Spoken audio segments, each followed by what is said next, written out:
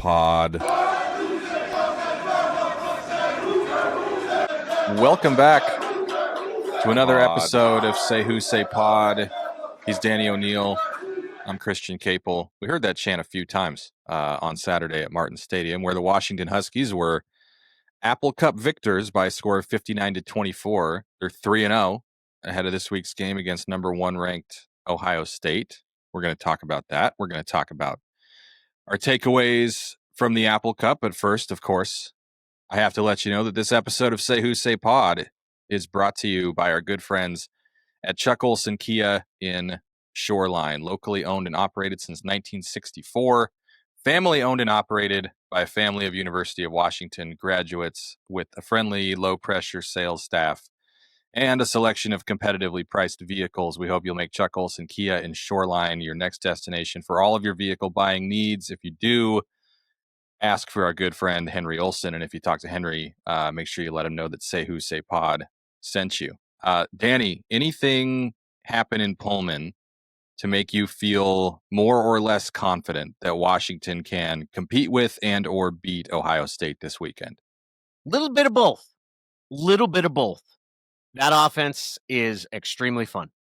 And I do believe that they are going to be able to score points against Ohio State. That's to make me feel better about it. Like that's a really good offense. I don't know how much or how frequently they're going to be able to stop Ohio State. And if there was a concern I had, it was how the difficulty they had in or the fact that they allowed the Cougs to score as much as they did, especially through the first half. That was alarming, but I also think that it's really hard to know how good Washington State is. Was it fair for me to think they should smoke them by 30? Because that's kind of the standard that I went in with. And I don't know if that's an accurate read on the situation because they did beat San Diego State. Yes, things went horribly wrong against North Texas. That was largely due to the turnovers their offense had. They had a different quarterback who I thought played fairly well. Yeah, I mean, like, the biggest takeaway from the WSU side is, like, what were you doing at quarterback the first 3 weeks? So baffling. I watched those first Cougs games, and it's just very clear to me that Zevi was a better quarterback than the guys they were playing. Yeah, and like I feel like the standard for like you played the wrong guy is Sam Darnold at USC in 2016 and started the season with Max Brown and pivoted to Darnold, and Darnold was great from there on. This wasn't that. I mean, Zevi Eckhouse was like the presumed starter coming back. He was the guy with the experience who played really well in the bowl game. You would have figured it was his job to lose as opposed to we're going to go with the guy who's had the clearer path here. He was the odds-on favorite. He conference player of the year in the FCS. Like, he's played a ton. Yes. Like, I don't get it. They've got their guy now, though. Like, I think they've got to figure it out. I think they know who QB1 is. How much of Washington's defensive ills do you assign to Takario Davis being out? And I guess even if that's the case, that probably doesn't soothe your mind a whole lot, knowing that it sure sounds like his status is questionable, very much up in the air this week. Like, that's one thing I've written it a couple times.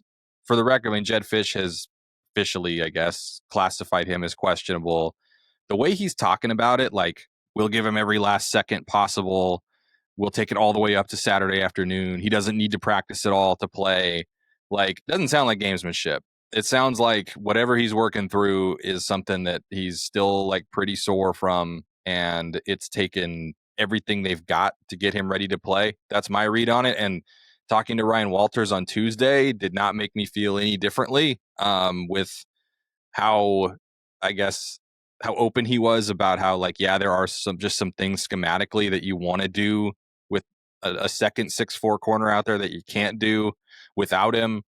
And the suggestion, I think, that Dylan Robinson if Takario Davis isn't ready to go, probably, maybe at least, is looking at making his first college start in Game 4 as a true freshman against Carnell Tate and or Jeremiah Smith lining up across from him. At least that's on the table. So I don't know. Did you come away thinking, well, if Takario Davis is healthy, it looks a lot different? Did you come away thinking, man, maybe this pass defense just isn't as good as we all thought it was? I come away worried about the front seven. I have some theories about secondaries and how they work. I think secondary is a weak link position, and what I mean by that is that it's not how good your best player is. It's the liability that your weakest player is. And so from that point, you can get to, hey, Takario Davis not being there creates such a change between him and the next guy that's there that the secondary does become a liability. But in college football, everything starts with the ability to force your opponent to throw the ball. Like that's what can, if they don't have to throw it, they won't throw it. And my worry is the front seven, and that is accentuated with injury to Alukta. I that's what I came away from the game feeling was I don't know about this front seven. And that's especially true going against. I'm more worried about Ohio State running the ball every single play and Washington not being able to get off the field than I am about. I would love it if there's they are forced to consistently put the ball in the air and test the secondary, because I think that means that Washington has a chance even if they don't have Takario Davis. It's interesting because they really didn't run the ball on him at all, and Zach Durfee had more pressures in this game than any other FBS player over the weekend. Yet I still kind of get what you're saying. Like the sacks came in bunches late. Wazzu is not a good running team, even though that's what they can't run the ball at all. No. So, shutting down their running game, their traditional running game, maybe doesn't tell you much about their ability to go against Ohio State.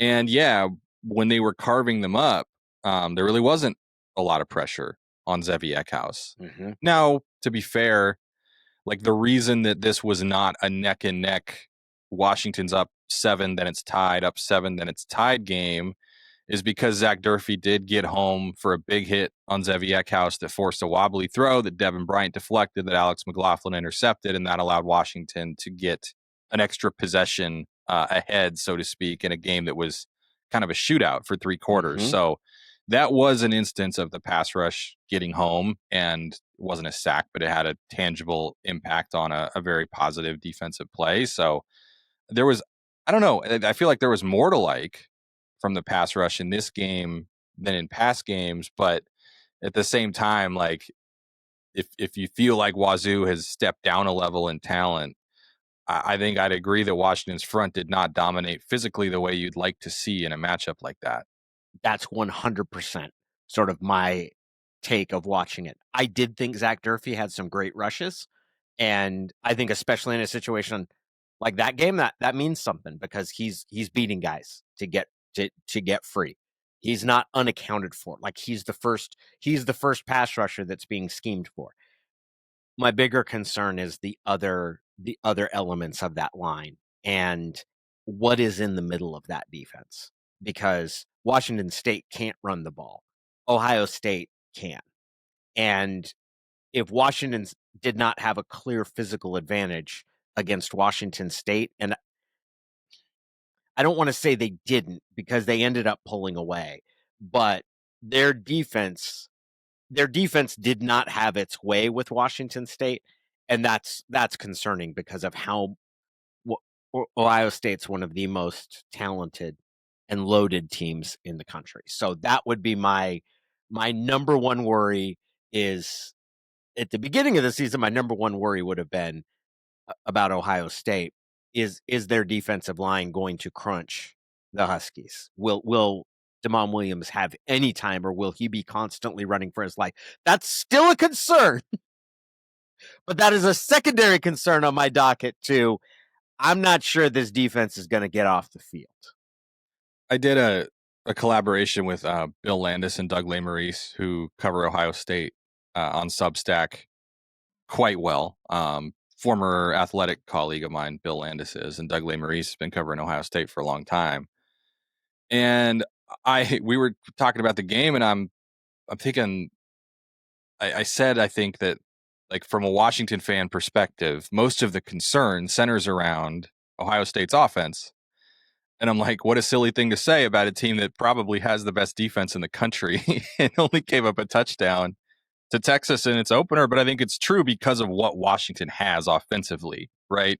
I don't think Husky fans think that they're going to go in and score 35 points on Nope. Ohio State's defense. But I think in terms of, like, what could turn this into the talent gap game that Washington's trying to avoid, that you hope they don't run into this year, that they ran into several times last year, it's Ohio State being unstoppable offensively against a defense that just is not prepared to keep up with them. I do think, and no one should be under the impression that, like, Washington has done this against any kind of awesome defense, but the run that their offense is on right now is pretty extraordinary. And it's kind of like we talked about 9 possessions, 9 touchdowns against UC Davis. How often do you see that? Washington's played a lot of FCS teams over the years and scored a bunch of points against FCS teams over the years, but they'd never quite done that. I don't know that I've seen a scenario before where, through conference play, basically from the second half on against Colorado State, they have not been stopped. Yep. Their offense has not been stopped. They've had a kneel down to end a game against Wazzu. They had 8 full possessions against Wazzu. 7 of them were touchdowns. And the 8th was maybe an underrated facet of that win, a 51-yard field goal by Grady Gross that would have been good from 60. Yeah, how about that? Man, he put a toe into it. He drilled that thing. Yes, he did. And he missed the warm-up after the timeout got called, too. And it looked like Jed said something to him after that, and I'm not sure if it was, but sometimes kickers will aim right for the upright when they take that practice kick, that it's not that they're aiming for the upright to gauge how much it's going to move. But yeah, man, he smoked that thing. I was impressed. The finishing ability by their offense is, to get in some, like, disadvantageous second down situations, right? For Damon Williams to be sacked on the first play of the game and then come right back and fire a strike to Denzel Boston for an explosive.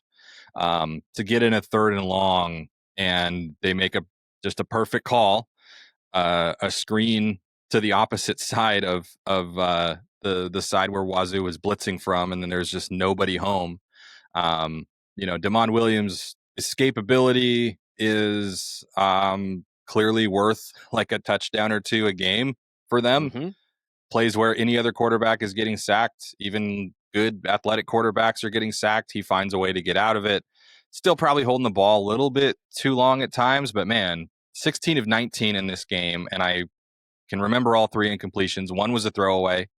One was the shot to Boston in the back of the end zone, I think on their first possession before the touchdown pass to Boston. And the other was a ball that was a little bit overthrown and probably didn't quite have enough air under it, looking for Kate Eldridge on, I think it was a wheel route up the sideline. The only target in this game for a UW tight end, by the way. One of my favorite stats from this game, or at least most interesting stats, first of all, that Washington ran 52 offensive plays and scored 59 points in this game. Yep. Hard to have more points than plays. Does not happen a lot. I have pet peeves, which anyone who listens to this podcast knows. One of my pet peeves is when people cite the number of plays as we need more plays. Yeah, like, no, you actually don't. You'd really like fewer. That can sometimes indicate an ability to control the ball, but the number of plays is not, it's how many points you score off of those plays. Having 52 plays is not a problem when you score 59 points. I had to go back and look because I was like, I don't know if I can remember a time where a team had more points than offensive plays. And I was like, well, but they scored 70 last week. How many plays did they, or 2 weeks ago, how many plays did they run there? And they ran 76 plays against UC Davis. They didn't quite get it done. But that is, they're +1. They're +1 on points over plays over their last 2 games. How about that? And a punt return touchdown and an interception return touchdown helped that for sure. But anyway, among those 52 offensive plays, only 11 of them was Denzel Boston, Jonah Coleman, or Damond Williams Jr. not the last player to touch the ball. So it'd be 38 of their 52 offensive plays ended with the ball in one of those guys' hands. 3 of those were incompletions. So Damond Williams Jr. still was the last guy to touch it or to possess it anyway. And it was like 6 carries for Adam Muhammad and I think 1 for Jordan Washington and then some one-off completions, right? So it just shows you like how reliant they are on that trio and maybe, how willing they are to really put it all on them. They're like, hey, our best players are our best players and we're going to give them the ball however you can. And there's no problem with that until you have no alternatives when they're being taken away. Like that's the other thing, because people will say, oh, it shows how reliant they are. They're scoring every time they have the ball and they're putting it in the end zone. There is no problem with their approach right now. The challenge will come in scenarios where teams are able to stop one of those players, whether it's halting the run game, whether it is using a coverage scheme that brings extra safety help to Boston. And those moves should open up opportunities that the coach can then take advantage of. And then the question becomes, do you have a strong enough supporting cast when those are taken away? But as of right now, that is absolutely what you want. You are letting your best players do what they do best, and the offense is absolutely humming. For 2 games and a half has been as absolutely as good as you get. Some chatter after this one, and I think it's kind of 2-pronged about Washington's decision to leave the starters in for the entire game. Let's go! Offensively, anyway. And not just leave the starters in, but throw a 59-yard touchdown pass with a couple minutes left. Jed Fish did explain that by saying, hey, it was a bubble concept on 3rd and 2.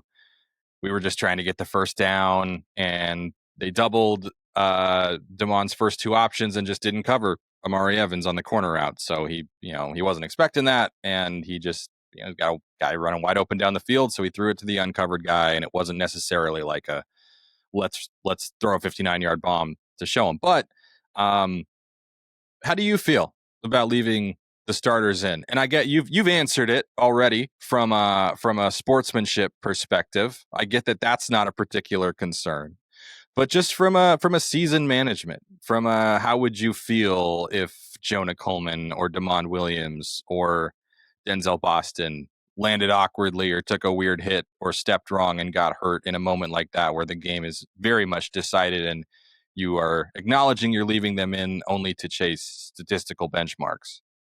Have you seen the movie Heat with Al Pacino and Robert De Niro? I have. The movie, actually, a sequel has been officially greenlit. We have Austin Butler will be playing the Val Kilmer character of Chris Sherhalis. Leonardo DiCaprio, I believe, is the young Al Pacino, and Adam Driver is the young Robert De Niro character, Neil McCauley. That's a good cast. Yeah, it is. In the first, which is a movie that I like quite a bit. Al Pacino says, "You could get killed walking your doggy." That's how I feel about injuries and resting guys. And the upside of this is that was still a competitive game in the second half. I don't feel it was poor sportsmanship. It's a rivalry game in which things were feisty and chippy. It was a competitive game into the second half. If Washington had been up double digits at halftime or had been blowing them out in the first half, like really that it wasn't competitive, I would have felt differently about this, but it was a competitive game well into the third quarter. And as far as injuries go, those can happen at any time. And I don't believe that you can avoid injuries by managing playing time in that way, of saying you've got to take your guys out as soon as you know when a game is secure. So I think the upside of having the confidence and feeling that we are absolutely humming going into Ohio State outweighs any you could have had one of those guys get hurt in one final series.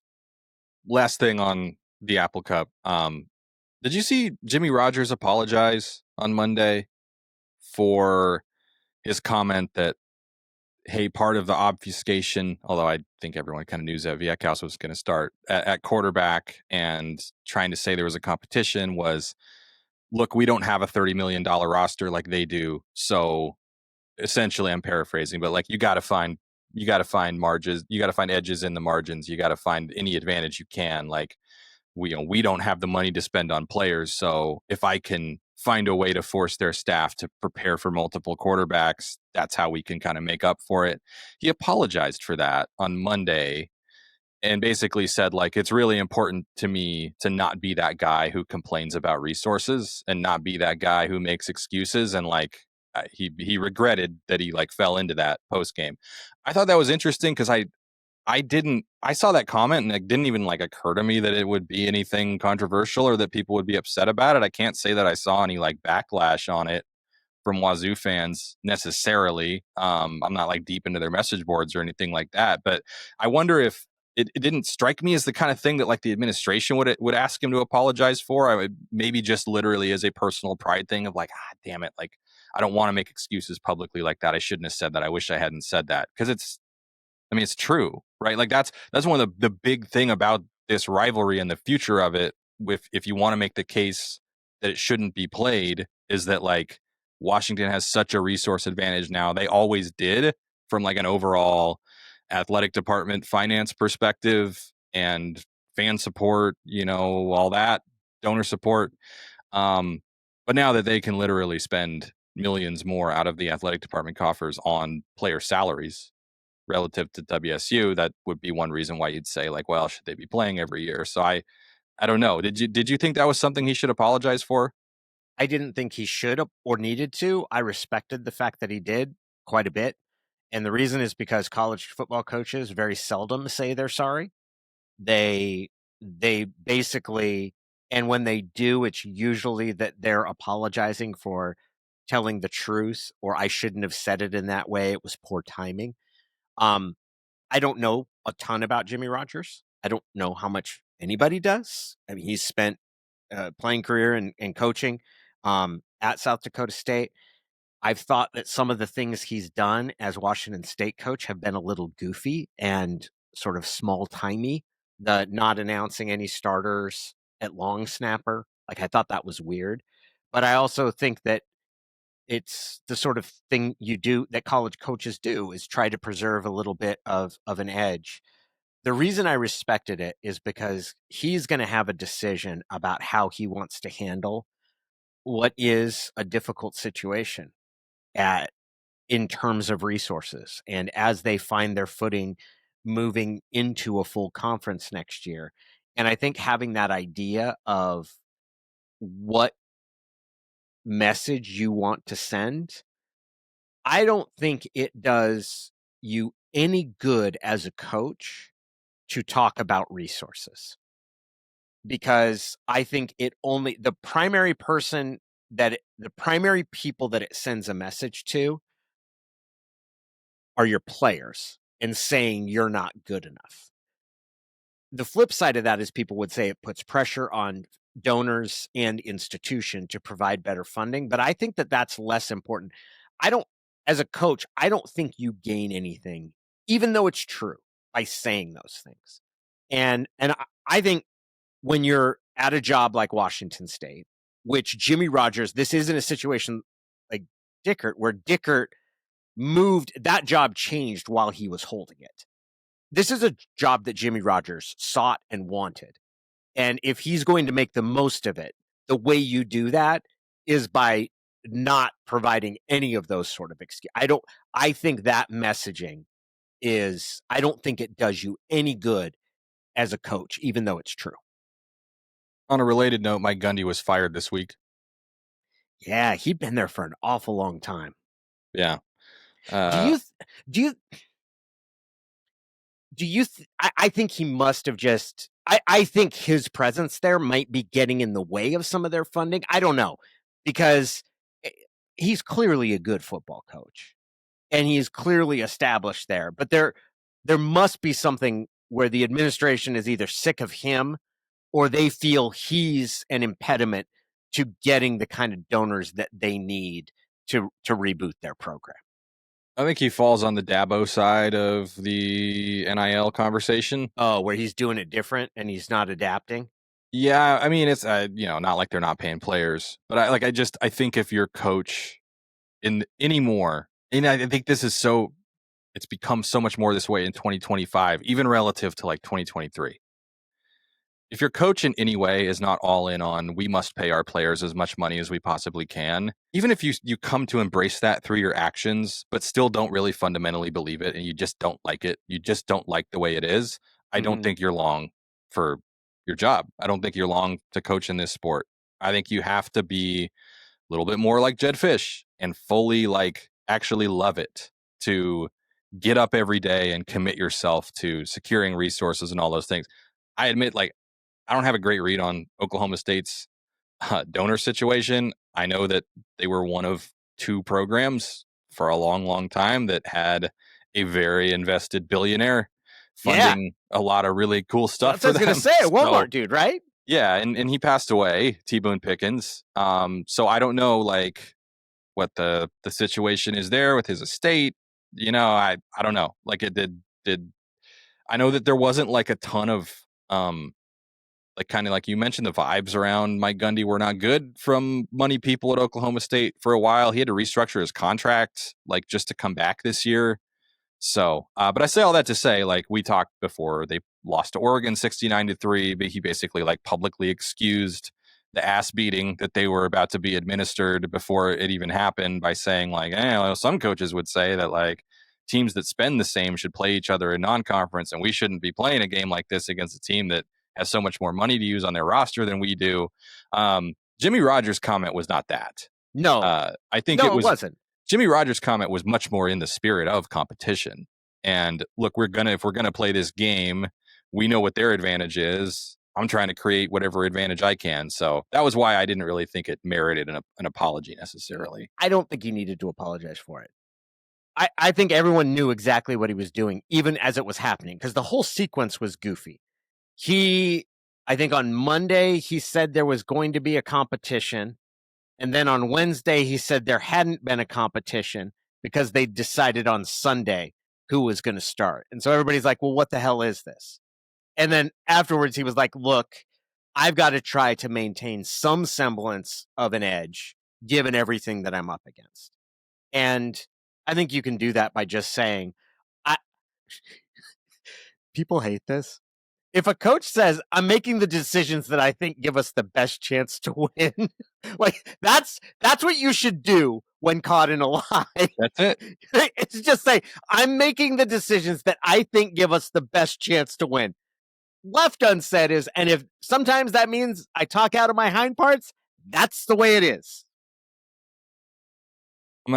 Pivoting to Ohio State, I'm going to ask you to assign a percentage chance for the following three potential outcomes.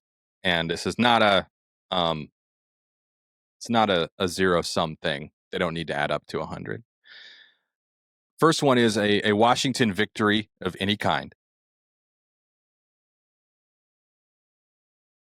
I'm going to say 18%. 18%. Second is an Ohio State victory so decisive that Washington doesn't look like it belongs on the same field. I'm going to say that's 27.5%. The third would be... Let's ask a couple clarifying questions. Okay. Is that Penn State last year would be a game where I was like, those two teams don't belong on the same field. Was Oregon as well? Yes. Okay. Yes. It's in that bucket. So it's like that. So I'll say 27.5%. And less about actual final margin, more about down in, down out, how competitive are they? Like, could be a 7-point game going into the fourth quarter and it gets away and they lose by 3 scores. But to me, that's not really the same thing because they will have competed for 3 quarters. There's progress there. That's not Penn State last year. That's not Oregon last year, where there's really no point even like analyzing those games going into them. They had no chance. They were outclassed everywhere. It was going to be a loss. The third potential outcome, an Ohio State victory by a narrow enough margin that you feel better about Washington and where it's headed this season after the game than you did going into it. I think there's a 40% chance. Okay, so you think that's the greatest likelihood? Of those 3 scenarios, yes. I think that's the greatest likelihood. And that's requiring some creative thinking on my part, because it requires me to say that Washington State is better than I thought just 7 days ago, which is always dangerous because that means I'm trying to, in some ways, gloss over some of the warts that were visible by saying, actually, Washington State's not that bad because they beat San Diego State. And if nobody noticed, San Diego State then went and rocked Cal over the weekend, shut them out. Does that mean North Texas would beat Cal by 106 points? It's such a fun. Obviously, what's it called? Transference, the transfer property, transitive property. Transitive doesn't exist in football, but it's always interesting, and it's hard early in the year to decide. A week ago, I thought Washington State was one of the worst teams in the country, and I based that on barely beat Idaho and just got smoked by North Texas. And after the game, I come away thinking that was a competitive Washington State team. That's a Washington State team that I think is going to win more games over the course of this season. And that is part of the reason that I think, okay, Washington's going to be at home, that Ohio State's quarterback isn't that experienced. It's going to be a loud environment. I could see Washington, and I believe Washington's offense is going to be able to score some points. I think Washington's offense is going to score. I would think Washington will get to 20 in this game. So I think it's going to be more competitive, but there's a little bit of creative thinking on my part. You know what we like all of a sudden have not talked about in a while? I don't think it was even a single question post game or to Jed Fish on Monday or to Jimmy Doherty on Tuesday is Washington's offensive line. Yep. And this is going to be, and again, I think to my point earlier about there's so much concern about Ohio State's offense going up against Washington's defense because Washington's defense feels like the weak link. You haven't really seen like dominance in the run game, even though the numbers look good there. You are now a lot more concerned about how they can play the pass because of what they did against Washington State and because of Tacario Davis's availability. That is it almost getting lost? What a test this is! What a step up in competition this is going to be for a group that we all know clearly is better than it was last year, and had some highlight plays against Washington State. Also had some bad lost reps, right? Like Carver Willis got beat badly on the first play of the game, which happens. It's really weird to say that like it was kind of I wrote this in my day after story. It was kind of like a mixed bag for Washington's offensive line in a game where they scored touchdowns on 7 of their 8 offensive possessions and didn't punt and didn't turn the ball over. But there were like a handful of reps where you were like, ooh, that didn't look great. And then there were a handful of reps where John Mills absolutely demolished a guy for a Jonah Coleman walk-in touchdown. So against Ohio State and against, I'm going to write this in some capacity this week, but like I'm going down the list organized by most snaps played on Ohio State's defense. And I am 16 guys deep and have yet to encounter a player who was not a 4 or 5-star prospect. Just that's what Ohio State is. Mm-hmm. If Washington has half of its defense as blue chippers, that's evidence of like a pretty good couple years of recruiting for Washington. Everybody Ohio State puts on the field was a blue chip recruit. Everybody Ohio State puts on the field, you would be thrilled for Washington to sign. So that's the step up in competition this week. You've seen it. You saw it in the game against Texas. You pointed out, I mean, Texas is, we think a little bit different about their quarterback now, but people going into that game, they've got a tackle that's probably going to end up being a top 10 pick in the NFL. And Ohio State's defense imposed itself. The difference in this game is I don't think Washington is going to sort of steer into the strength of Ohio State's defense. I think you're going to see big brain Jed. They're going to try to do some things to get players in space, to use their quarterback's maneuverability, and they're going to let their quarterback throw. I think the one thing you saw in Texas, and maybe now we know why, is they didn't want to put it on their quarterback's shoulders to win that game. There's no doubt whose shoulders it's going to be on to win this game. Washington is not going to be able to line it up and run it down their throat. They're going to have to get Ohio State off balance. And the way you do that is through letting your quarterback make plays, whether it's throwing it downfield or designed, like giving him not so much run options or designed runs, but doing things that force those elite athletes, a team that has as talented a defense as there is in the country, to make decisions and force choices in the hopes that opens and leads to some big plays and some gains. And then if you get that momentum going, like that's Washington's path to victory here. It's not like we're going to line them up and show them that we're tougher than they think we are. It's about, no, we've got, at our skill positions, we've got guys that can really make plays and creating opportunities for them to do that, even though player for player, they've got more talent on their roster than we do. We came like right up to this take in the offseason of, do we definitely know Arch Manning is better than Damon Williams Jr.? And if I were to post a Twitter poll right now to Husky fans, granted, so it'd be a little bit of a bias there, but who would you rather have right now quarterbacking your offense on Saturday, Damon Williams Jr. or Arch Manning? Does anybody vote for Arch Manning? Not particularly close at this point. No one does. It's been 3 weeks. Been 3 weeks, and I think you can already like feel that way pretty definitively. Damon's got to stop spinning in the open field. Yeah, he's got to not spin, when you're in the middle of the field. No B button. I think you can't hit the circle on PS5 when you're in the open field.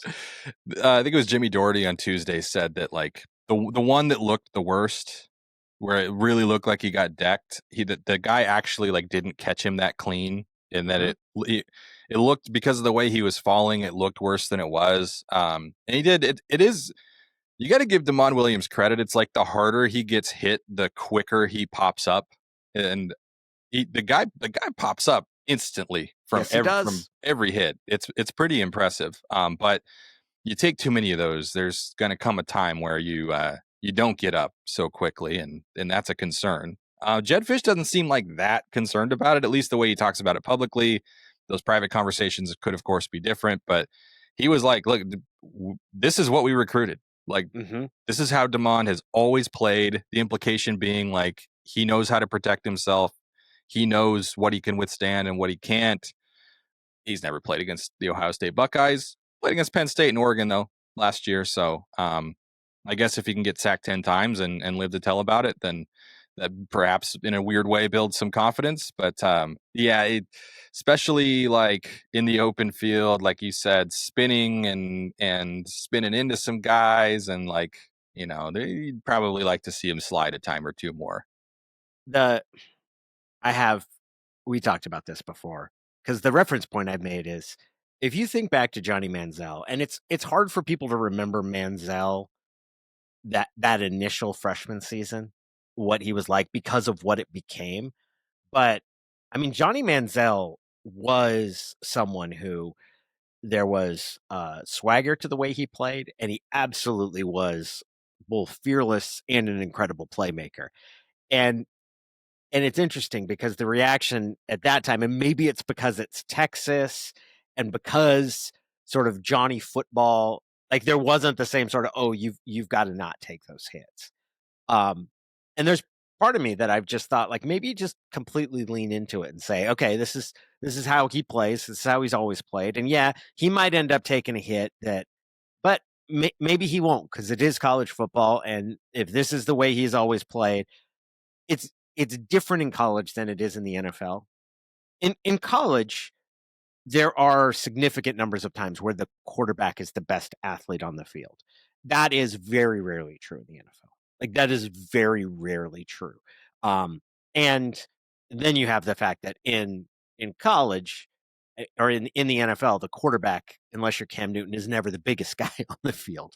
So there is if you want to have a long career, you can't do that. Maybe I should just shut up and just say like that's the way he plays and he's going to pay the price occasionally, but it is some of those look worse than they are and that's the way he plays. That's the way it goes. But I will say like man, just the audible reaction was like, "Oh!" when he spins cuz like that's how the spin move is one of the biggest ways to just get blown up because you don't know what you're turning into. You touched on something that I think is one we can't know until this game in particular is played.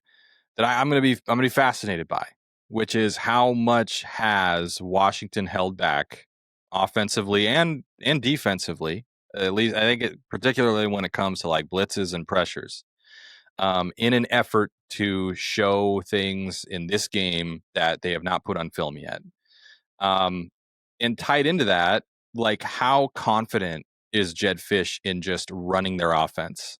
Because I think you go back to the college football playoff in 2023 against Texas, like Washington ran their stuff.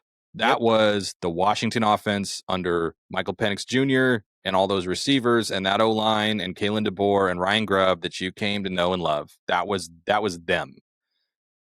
The game plan they came out with against Michigan was not.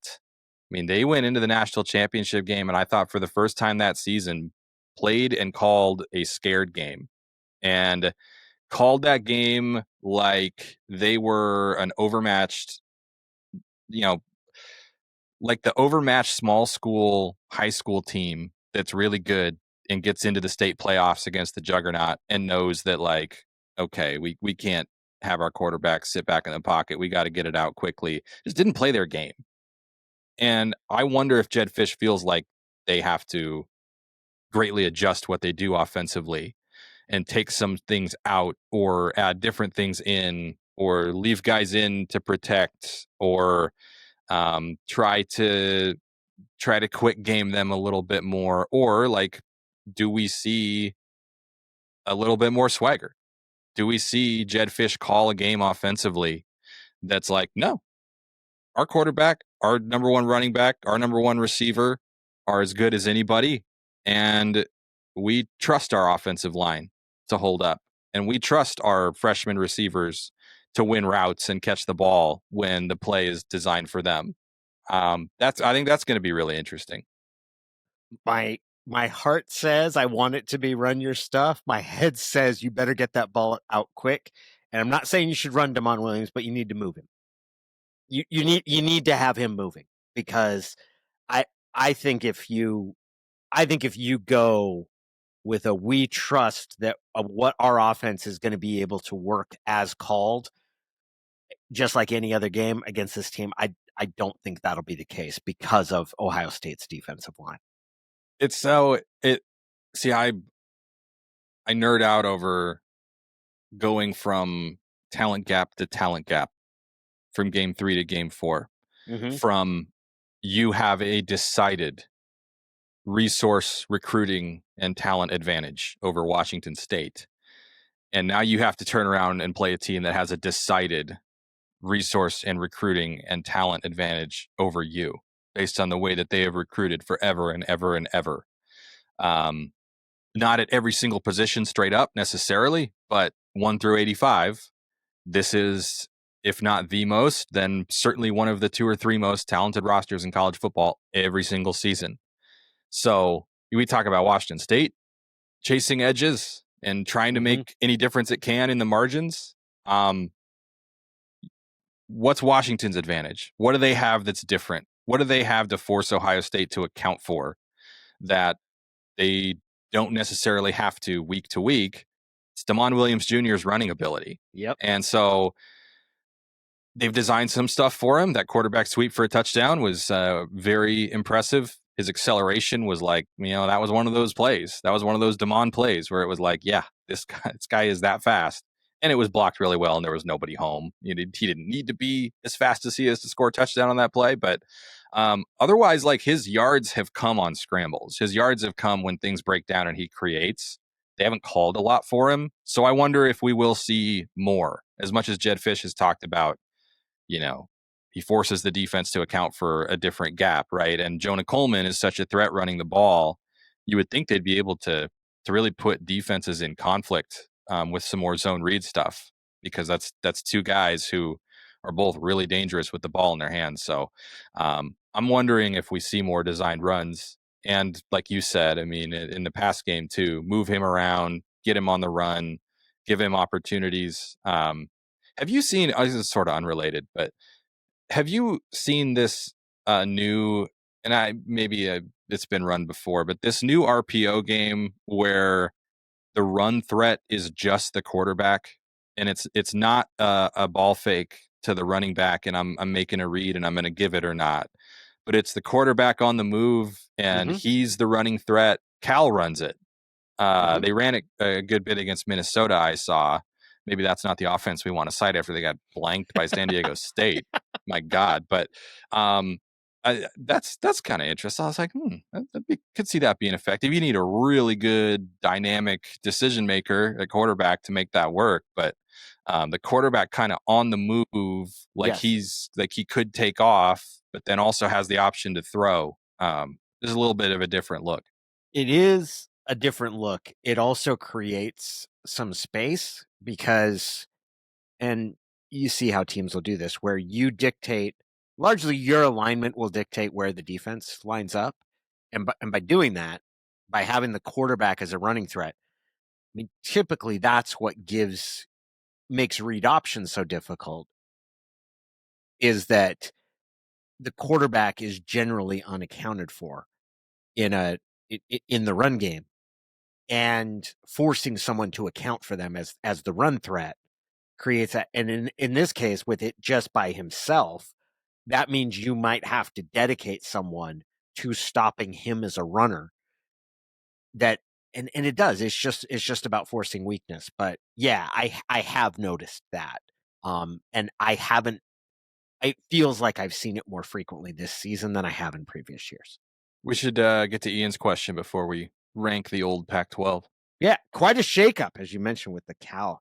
That was one of the more surprising results that I've seen this season. I thought San Diego State must be horrible, and then they blanked Cal, who I kind of thought was good. Here is our conversation with IP McFarland from ipmcfarland.com. Good morning, guys. That was weird. 35-point win against your in-state rival when you're concerned going in and concerned during the game. It's just a weird reaction. But I think we probably left with more questions than answers. I mean, this offense is fun as hell. I like video game efficiency through 3 games, even featuring players the way you do in a video game. Once you get your star running back over a certain number, you start getting reps for the second guy to try to bump their numbers up. I like really entertaining stuff. And then there's the defense. Like, Durfee had his best game as a Husky. I thought he played great. I got a lot of messages about that. But nobody mentioned my question from the spring where I was talking about the middle of this defense. The defensive tackles and the linebackers, namely, that just, and now they're thinner at linebacker. I going into Ohio State, I am not feeling great there. That leads to my question. With the exception of Julian Sayin just buckling in his first road start, which I don't anticipate happening, how does Washington win this game? They certainly have the offense, right? I mean, they certainly have the offensive firepower, but I kind of feel like there's all this focus on Jeremiah Smith. I mean, they're wideouts in general. But against this defense, can't they just run it for 7 or 8 a play every single play and just bludgeon you up to death? I'm flying up. I'm super excited about being there. I think the atmosphere is going to be great. I can't wait to watch this offense in person. I'm hopeful. I would not say I'm in any way confident, but tell me differently. Maybe I'll see you guys this weekend, but probably not. Christian has a job, and I don't even know if Danny's coming. Have a great weekend. Have a great week. What am I talking about? Go Dogs. You got to be coming, right? You're coming. I'm not coming. Oh, I know. I bummer. was supposed to be. I'm not able to make it. I got some stuff I have to do here in New York, which I'm bummed about. I do think this is the result that like the most likely result that's not being talked about, put it that way, that Ohio State says, yeah, of course we have generational receivers. We always have generational receivers, but we can run all over these guys. Mm-hmm. You know. By the way, in case you wonder while watching, no, Ohio State running back Bo Jackson is no relation to former Auburn running back Bo Jackson. Also, his father's name is Lamar Jackson, but not that Lamar Jackson. That's wild. That is wild. Yeah. So Two of the single best runners I've ever seen in my life. They're namesakes in that family. That's tremendous, although probably named for reasons entirely other than those two. Certainly his father was not named after this Lamar Jackson. How Washington wins is they gotta force turnovers, right? I mean, they got, like, I don't think it's doing Washington wrong to say that they probably aren't good enough yet to beat a team like Ohio State straight up. And all I mean by that is, like, they're gonna have to catch a break somewhere, and that could be creating their own break because someone who's a really good defensive player like Alex McLaughlin makes an interception. Mm-hmm. But if you were to tell me that neither team will turn the ball over, I don't think there's great odds that Washington wins a game like that. I think that they're going to have to steal a possession or two here or there, and they're going to have to continue to be like super elite on third down, which they have been against defenses that they have had outclassed talent-wise. So I think they got to win the turnover battle in a pretty significant way, and find that run defense that has kind of eluded them against top competition. The numbers, again, like UC Davis and Wazzu did basically nothing on the ground against them, but basically nothing is also what that means relative to how they might fare against Ohio State. Yeah. The recipe for Washington to win this game is that they either are able to stop Ohio State's run or end up getting Ohio State in a position where it can't run. Whether that's a couple of big plays that give Washington a lead and Ohio State ends up, but it is putting them in a position where the pressure goes on to the quarterback and then the crowd becomes an impediment. Like that, look, it's college. Even in the pros, you'll see crowds affect opposing quarterbacks, but in college, I watched Ken Dorsey on one of the most talented college football teams that I've ever seen end up kind of getting their offense was shaken and rattled by playing in that environment. So it's that sort of situation. I'm not going to say Washington needs to jump out to a lead, but at some point their offense is going to have to put a couple of big plays up that give Washington a lead and put Ohio State in a position where it has to throw the ball. And then that puts the pressure on their quarterback, who is as talented as he is not super experienced. The outcome of this game and the outcome of the game being played in Happy Valley on Saturday could have some influence. Maybe not, but could have some influence on our Pac-12 power rankings. For now, I think we're probably a consensus on Oregon number 1. Oregon is number 1. And I had a shake up at the top. yeah, I mean, Utah, farewell. Utah gets smoked by Texas Tech. Close game, but Texas Tech pulled away in the fourth quarter. I'm bolting USC to number 2. Yeah, I've had them ahead of Washington, and we'll keep them there.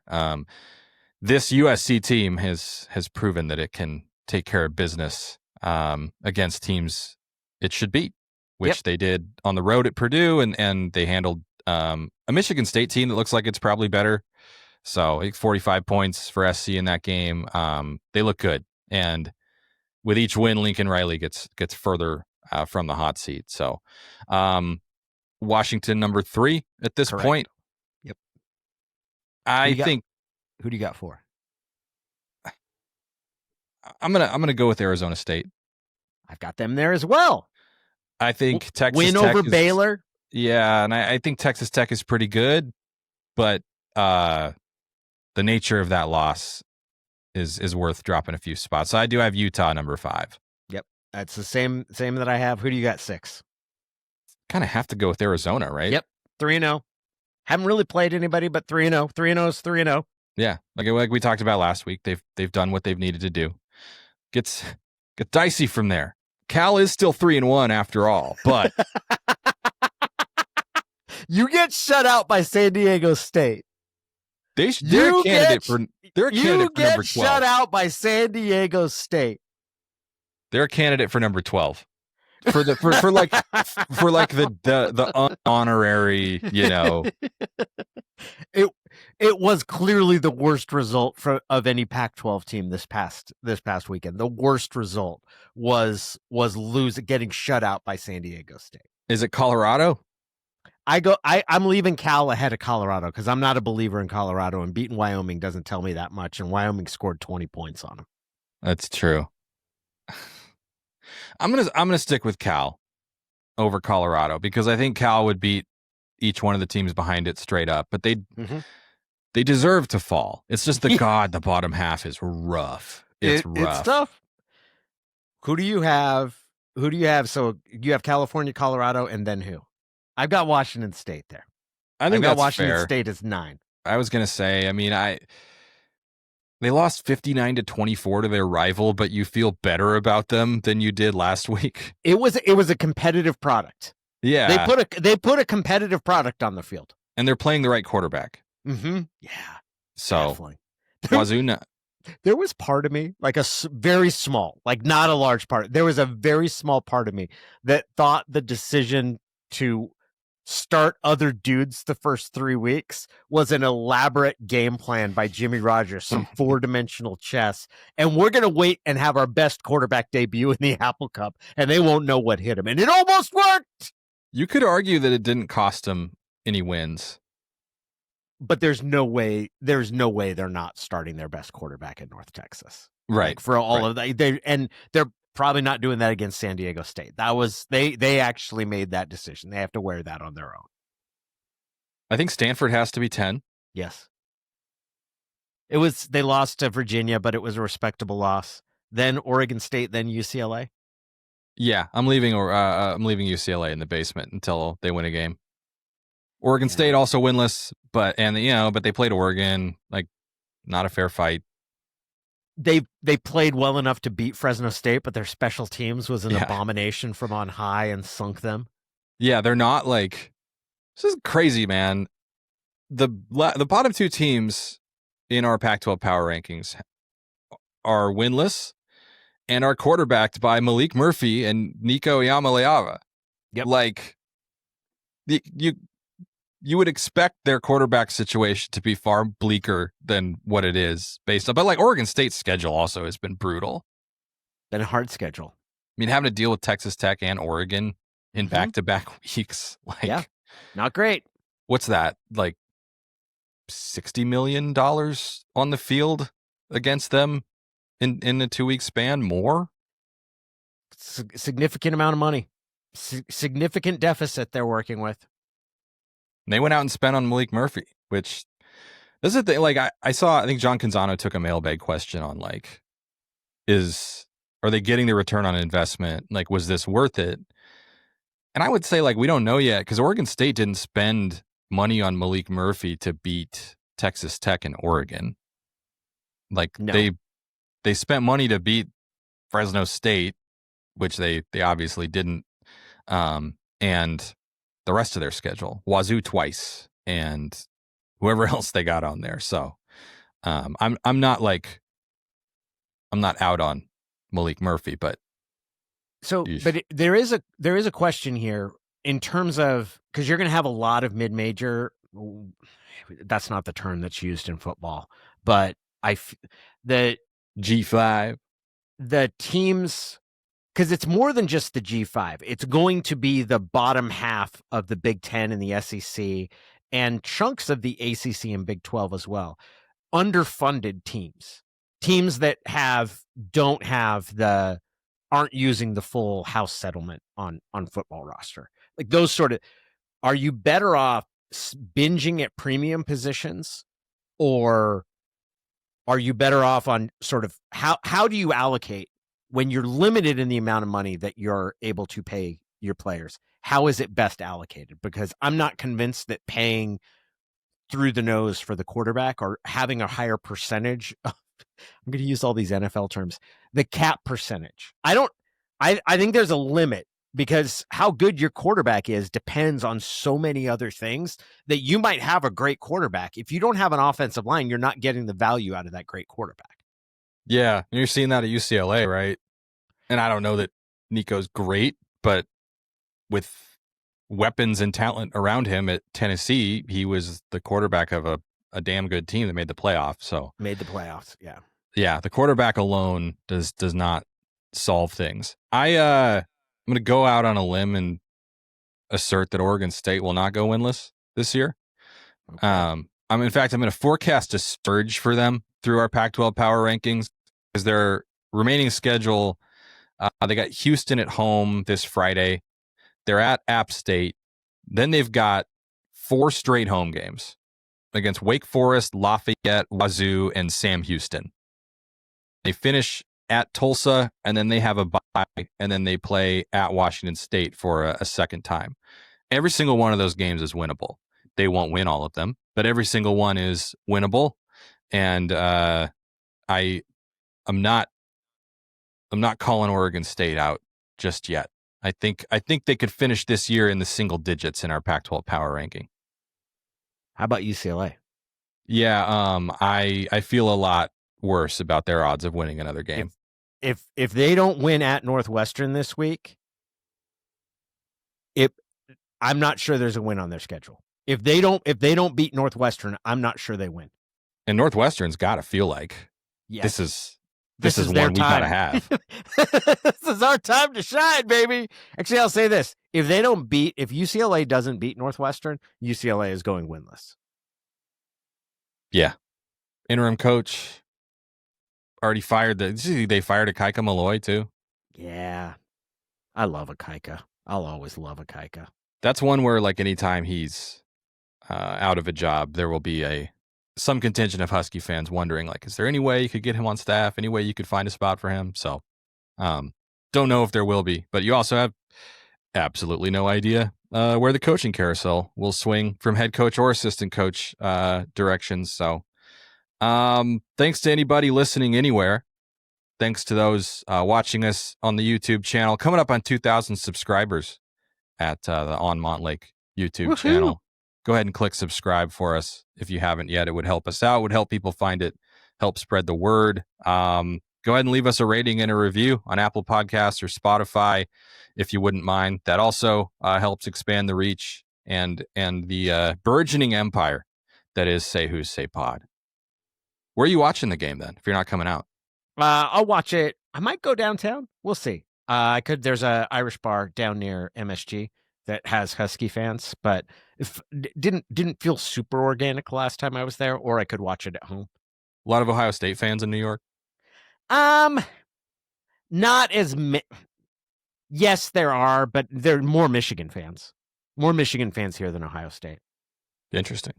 Yeah. We will watch the game. You will watch the game. and then we'll talk to you about it next week. Same time next week. Nobody likes you. You are an outsider.